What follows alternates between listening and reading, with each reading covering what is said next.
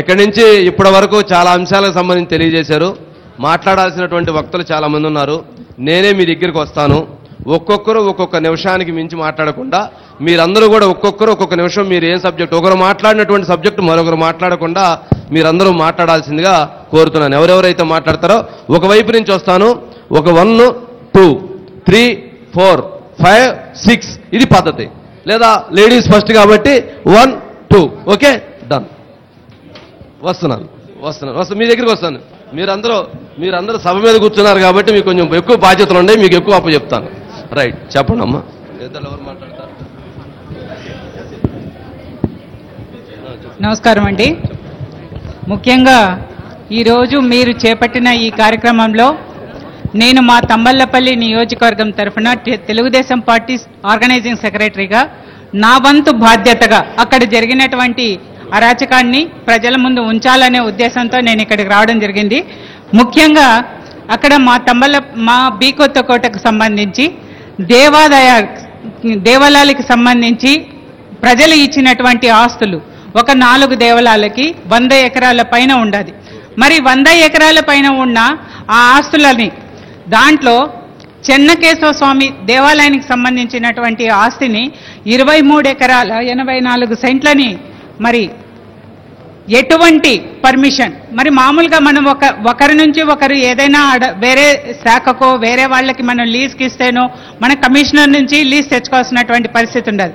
అలాంటి చర్యలు ఏం చేపట్టకుండా దేవాదాయ కమిషనర్ దగ్గర నుంచి కూడా ఎటువంటి వాళ్ళకి అప్పీల్ చేసుకోకుండా ఏమీ లేకుండా మరి అక్కడ 15 సంవత్సరాల ముందు ఏర్పాటు చేసినటువంటి బీసీ కాలనీలో ఏర్పాటు చేసిన వెంకటేశ్వర స్వామి టెంపుల్కి ఎటువంటి భూములు లేవనే ఒక ఆలోచనని పెట్టి ఒక ఆలోచన సృష్టించి 23 ఎకరాల 84 సెంట్లని మరి మార్పిడి చేయడం జరిగింది. ఎటువంటి పర్మిషన్లు లేవు. కింద స్థాయి నుంచి కానీ రెవెన్యూ కానీ అటు దేవాదాయ శాఖ నుంచి కానీ లేకుండా మార్చి మరి వాటిపైన చెన్నకేశవ స్వామి దేవాలయ కమిటీకి సంబంధించిన వాళ్ళు రెవెన్యూ శాఖ దగ్గరికి వెళ్ళి అయ్యా మీరు ఈ విధంగా చేస్తున్నారు, దాన్ని మార్చి మళ్ళీ మాకు ఇవ్వండి అంటే మరి అక్కడ ముఖ్యంగా కార్యదర్శిగా ఉన్నటువంటి మునిరాజు అనే అతను ఇది అక్కడ ఉన్న ప్రజెంట్ నాయకులు మనం ఇక్కడ అందరం చెప్పుకుంటున్నాం. పెద్దిరెడ్డి ద్వారకనాథ్ రెడ్డి కానీ పెద్దిరెడ్డి రామచంద్రారెడ్డి కానీ మిథున్ రెడ్డి గారి గురించి కానీ మరి ఈ 10 రోజులుగా దరిదాపుగా ఈ 4 నియోజకవర్గాలలో 35,000 ఎకరాలని మరి ఈ విధంగా వాళ్ళు దోచేసిన విషయాన్ని మనం చూస్తూ ఉంటాం. 35,000 ఎకరాలు దోచేశారు ఇక్కడంతా కూడా. మరి అది ఏ విధంగా దౌర్జన్యం చేసి కానివ్వండి, బుజ్జగిచ్చి కానివ్వండి, మరి కొన్ని రకాల భయాలకు గురి చేసి కానివ్వండి చేసిన కార్యక్రమాన్ని మనం చూస్తూ ఉంటాం.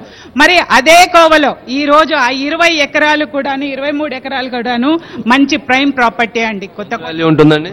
దరిదాపుగా అది 23 ఎకరాలు లెక్క వేసుకుంటే సుమారుగా ఈ రోజు అది 50 కోట్లు దాటొచ్చు, 100 కోట్ల వరకు కూడా వస్తుంది. చెప్పినా కానీ 100 కోట్లు 50 కోట్లు తప్పితే ఇంకా అంతకని తక్కువేం చెప్పట్లేదు. ముఖ్యంగా కూడా నేను కూడా బాధితురాలేనండి. వాళ్ళ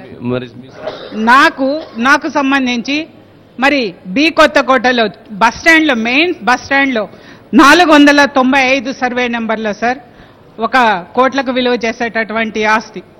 మరి కేవలం నేను తెలుగుదేశం పార్టీ తరఫున ఆ తంబళ్లపల్లి నియోజకవర్గంలో నా గొంతును నొక్కినట్టయితే అక్కడ పేరు వినపడకుండా పోతుందనే ఒక ఉద్దేశంతో నా కుటుంబం పైన దాడులు చేయించి మరి ఆ దాడి అంటే పెద్దిరెడ్డి రామచంద్రారెడ్డి గారి పిఏనే అక్కడ నిలబడి మా పైన దాడి చేస్తే నా భర్తకు ఆ సమయంలో కాలు కూడా ఫ్రాక్చర్ అయింది సార్.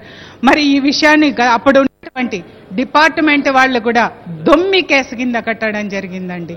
మరి దానిపైన నేనంటే ప్రతి ఒక్క దానిపైన చేస్తూ ఉన్నారు. నాకు క్వారీలు మీ ప్రభుత్వం వచ్చింది కదా 50 రోజులు అయింది, మరి మీరేం చేశారు, ఏం సాధించుకున్నారు? ఖచ్చితంగా అండి మా నాయకులు చంద్రబాబు నాయుడు గారు కానీ లోకేష్ గారు కానీ వ్యవస్థల్ని గౌరవించేవాళ్ళు. ఏది జరిగినా కూడా వ్యవస్థలో ఖచ్చితంగా దానికి సంబంధించిన చర్యలు అయితే చేపడతారు, పోరాటం అయితే చేస్తారు. Right, thank you. నమస్తే సార్, నా పేరు ప్రసాద్ కుమార్, నేను స్టేట్ కాపు బల్జా తెలగ ప్రెసిడెంటు. ఈ మధ్య బీకేపల్లి గ్రామంలో ఇప్పుడు సోదరు చెప్పినట్లు ఆ విస్తీర్ణం 20 ఎకరాల 40 సెంట్లు మేము పూర్తి డాక్యుమెంట్ తీసాము. ఇది 1954లో కొంతమంది ప్రైవేట్ వ్యక్తులది అయితే మిగతాదంతా ప్రభుత్వ భూమి, ఇది పూర్తిగా ప్రభుత్వ భూమి. ఇది ఇక్కడంతా మీకు ప్రభుత్వ భూమి కనపడుతుంది. ప్రభుత్వ భూమిలో మాకు 552లో అప్పుడు మా వాళ్ళకి ఇక్కడ తంబాలపల్లి, రాయచోటి, అనంతపురము, ధర్మవరం నుంచి వచ్చిన బల్జ కులస్తులు ఇక్కడ మగ్గాలు వేసుకొని కూలి చేసుకుంటా పని చేసుకుంటా ఉండే వాళ్ళకి గవర్నమెంట్ ఇక్కడ ఐడి ప్రూఫ్లు లేవని చెప్పి వాళ్ళకి ఇండ్లకి అర్హులు కాకపోతే వాళ్ళు 20 వేలు ఇచ్చి 2008లో 3 ఎకరాల 60 సెంట్లు తీసుకోవడం జరిగింది. అది డీకేటీ పట్టా ప్రైవేట్ వ్యక్తి దగ్గర తీసుకొని దాన్ని ప్రభుత్వానికి హ్యాండ్ ఓవర్ చేసి, ఎందుకంటే లీగల్గా దాన్ని రిజిస్ట్రేషన్ చేయలేం కాబట్టి దాన్ని మనము ప్రభుత్వానికి హ్యాండ్ ఓవర్ చేసి ప్రభుత్వం ద్వారా పట్టాలు పొందడం అయింది. పట్టాలు ఇచ్చి దాన్ని అప్రూవల్ సైట్లుగా కూడా ప్రభుత్వం దాన్ని 2008 ఫైనల్గా ఇస్తే దాన్ని ఇప్పుడు మాధవ్ రెడ్డి ఇంకా ఇక్కడ మేజర్ మురళి అనేసి అతను ఏమీ లేకుండా ఈ ఊరికి 200 కోట్ల పైన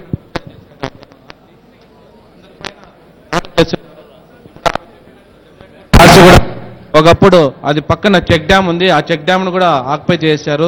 ఈ విధంగా చాలా మంది ఈ ఏసు కూడా ఇప్పుడు మీకు ఇచ్చిన ఏసు కూడా మా బల్జ కులస్తులే చాలా మంది దీంట్లో నష్టపోతున్నారు. 100 కోట్ల ఆస్తి ఇక్కడ ఎక్కడ కానీ న్యాయం జరగడం లేదు. ఎంఆర్ఓ ఆఫీస్కి వెళ్ళి మేము సమాచార హక్కు చట్ట ప్రకారం కోరితే ఎంఆర్ఓ మాట్లాడుతూ డీటీ వీళ్ళకి తొత్తులుగా పనిచేసి డీటీ వాళ్ళ దగ్గర నుంచి ఇన్ఫర్మేషన్ అంటే కుల సంఘాలకు సంబంధించిన ఆస్తులు కూడా మొత్తం అన్యాక్రాంతం అయిపోయింది. నమస్కారం అండి, నా పేరు అన్వర్ బాషా. నేను రాజంపేట పార్లమెంట్ అధికార ప్రతినిధి. పుంగునూరు నియోజకవర్గంలో కందూరు పంచాయతీలో మా పెద్దనాన్న ఆయన వచ్చి పెరాలసిస్ వచ్చి మంచాన పడ్డాడు. 3 ఎకరాలు చంద్రబాబు నాయుడు 98లో ఇచ్చారు. ఆ భూమిని వాళ్ళ బంధువులు, వాళ్ళ దాయాదులు వైసీపీ పార్టీలో చేరి ఆయన కొట్టి తీవ్రంగా ఆ భూమిని లాక్కున్నారు. ఆ విషయం నాకు చెప్తే నాకు కూడా యాక్సిడెంట్ అయ్యి నాకు కాలుపోయింది. కనుక నేను చెప్పేది ఏమంటే, ఈ భూబకాసుడైన ఎవరో పెద్దిరెడ్డి రామచంద్రారెడ్డి, ద్వారకానాథ్ రెడ్డి మరియు ఆయన కుమారుడు మిథున్ రెడ్డి, ఈ భూబకాసుని ఎవరినైనా సరే నేను చంద్రబాబు నాయుడు గారి దృష్టికి తప్పకుండా తీసుకెళ్లి రెడ్ బుక్ లో ఉండే పేర్లన్నింటినీ వీళ్ళందరికీ జైలుకు పంపించే వరకు మేము విశ్రమించమని ఈ సభాముఖంగా తెలియజేస్తున్నాను. జై తెలుగుదేశం, జై చంద్రబాబు. నా పేరు మురళి అండి, సిపిఐ పార్టీ మదనపల్లి నియోజకవర్గ కార్యదర్శి. ఈ సంఘటనని మొట్టమొదటగా ఇది సర్క్యూట్ జరగలేదు, ఇది పక్కాగా ప్రీ ప్లాన్డ్గా కబ్జాదారులు, అక్కడ ఉన్నటువంటి రెవెన్యూ డబ్బు తీసుకున్నటువంటి రెవెన్యూ అధికారులు రాజకీయ అండతోనే కాల్ చేశారని మొట్టమొదటిగా మీ మీడియాకే ఇచ్చాం. ఇచ్చిన తర్వాత రాష్ట్ర ప్రభుత్వం స్పందించింది, సిసోడియా గారు వచ్చారు, డీజీపీ గారు వచ్చారు. 15 రోజులు గడిచిపోయింది. ఈ రోజు బాధితులందరూ కూడా వచ్చారు. ఈ బాధితుల పరిస్థితి ఏమో తెలియదు. దీనికి ఎక్కడ బీజం పడిందంటే, భూములు కొట్టేయడానికి గత ప్రభుత్వం పక్కా ప్రీ ప్లాన్డ్గా 2020లో రీసర్వేలు స్టార్ట్ చేశారు. ఈ రీసర్వే చేసింది ఈ రాష్ట్రంలో ఉన్నటువంటి రైతులను, పేదలను, లేదంటే ఇంకెవరికన్నా భూములు ఇవ్వడానికి కాదు. ఎక్కడ ప్రభుత్వ అసైన్డ్ భూములు ఉన్నాయి, డీకేటీ భూములు ఎక్కడున్నాయి, వాగులు, వంకలు, చెరువులు, మిగులు భూములు ఎక్కడున్నాయో గుర్తించేశారు. గుర్తించిన తర్వాత 2023లో టైటిల్ యాక్ట్ తీసుకొచ్చారు. టైటిల్ యాక్ట్ తీసుకొచ్చిన రోజే 35/2023 యాక్ట్ తీసుకొచ్చి ఫ్రీ హోల్డ్ చేశారు. 20 సంవత్సరాలు దాటిన ల్యాండ్ అంతా ఫ్రీ హోల్డ్ చేశారు. కానీ ఇది ఎక్కడ రాష్ట్ర వ్యాప్తంగా ఇంప్లిమెంట్ జరగలేదు.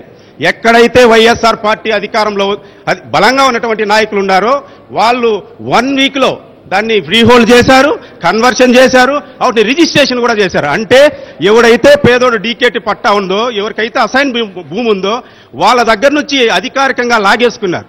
కానీ ఈ రోజు వచ్చినటువంటి బాధితులందరూ కూడా వాళ్ళు ఎప్పుడైతే చేశారో ఈ రోజు గవర్నమెంట్ మారింది. గవర్నమెంట్ మారితే టైటిల్ యాక్ట్ మేము రద్దు చేస్తాం, ఈ రాష్ట్రంలో ఇంప్లిమెంట్ చేయమని ఇప్పుడున్నటువంటి ప్రభుత్వం చెప్తుంది. దాన్ని మేము కూడా స్వాగతిస్తున్నాం. కానీ బాధితులకి ఏం చేస్తుంది ఇప్పుడున్నటువంటి ప్రభుత్వం? మేము సిపిఐ పార్టీగా డిమాండ్ చేసేది ఈ ప్రభుత్వాన్ని ఏమంటే, ఏవైతే ఫ్రీ హోల్డ్ చేశారో, ఫ్రీ హోల్డ్ చేసి కన్వర్షన్ చేశారో కన్వర్షన్ రద్దు చేయాలి, రిజిస్ట్రేషన్ రద్దు చేయాలి. అప్పుడే ఈ బాధితులకు న్యాయం జరుగుతుంది తప్ప మిగతా వాళ్ళకి జరగదు. రెండోది, ఈ మదనపల్లి పట్టణంలో అనేక కబ్జాలు జరిగాయి. అనేక సార్లు ఈ రోజు ఎవరైతే సస్పెండ్ అయ్యారో ఆర్డీఓ మురళీ గారికి సీటీఎం చెరువు దాదాపు 12 అడుగులు నీళ్లను పూడ్చారు. ఆ పూడ్చినప్పుడు సిపిఐ పార్టీగా మేము వినతిపత్రం ఇస్తే అతను నెగ్లెక్ట్గా ఏమంటాడంటే, అవునా సరే చూస్తాము అని 12 ఎకరాలు కబ్జా చేసినప్పుడు స్వయంగా మేమే కన్వర్షన్ చేశామని కూడా చెప్పారు.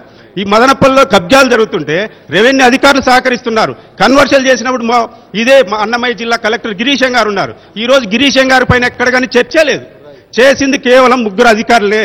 మీరు అధికారులు చేశారు, వాళ్ళు కబ్జాలకు సహకరించినారని చేశారు. కానీ కబ్జాలకు చేసింది ఎవరో బయట పెట్టాలి కదా. బయట పెట్టాల్సినటువంటి అవసరం ఉంది. చేయకపోతే మేము రేపు సిపిఐ పార్టీ ఆధ్వర్యంలో ఈ భూ బాధితులతో సదస్సును ఏర్పాటు చేస్తున్నాం. మా రాష్ట్ర కార్యదర్శి రామకృష్ణ గారు, మా స్టేట్ బాడీ మొత్తం ఇక్కడికి వస్తుంది. దీన్ని ఇప్పుడున్నటువంటి ప్రభుత్వం తూతూ మంత్రంగా చేస్తే కమ్యూనిస్టు పార్టీ మీ రెడ్ బుక్ లో యాడింగ్ చేస్తుంది. Okay, done. సిపిఐ పార్టీ నుంచి పూర్తి డిమాండ్ తెలియజేస్తున్నారు.